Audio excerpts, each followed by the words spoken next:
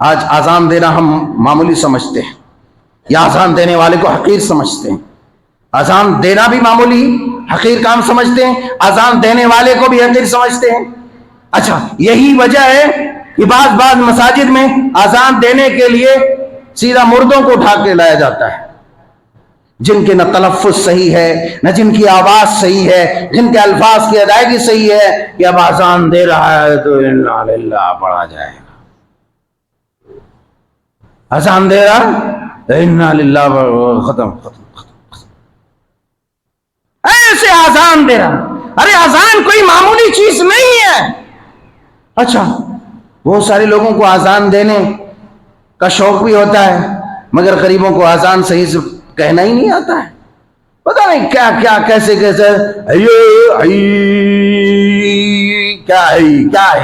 Train کی طرح کھینچ رہے ہو, کیا ٹرین کی طرح کھینچ رہے ہو.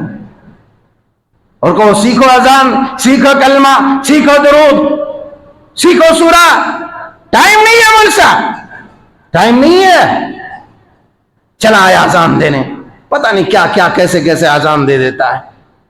اذان جو اللہ کی عبادت کی طرف, اللہ کی مسجد کی طرف, فوز و فلاح کی طرف, کامیابی و کامرانی کی طرف, صلاح کی طرف جب دعوت دی جانے والی صدائیں لگتی ہے تو صدا میں ایک ایسی دھن ہو کہ سننے والا مست و مگن ہو جائے, جیسا کہ بینگ کی آواز پر ناگن مست و مگن ہو جایا کرتی ہے.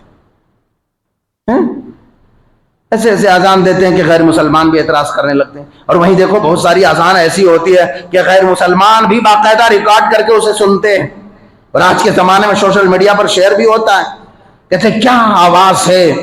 واقعی اذان کی آواز سے دل مخمور ہو جانی چاہیے کہ آدمی کا دل کرے کہ جہاں یہ اذان ہو رہی ہے وہاں عبادت کیسی ہوتی ہوگی, چلو جا کے دیکھ لے. ایسی ہونی چاہیے, ویسا ہونا چاہیے. یہ معمولی کوئی چیز نہیں ہے.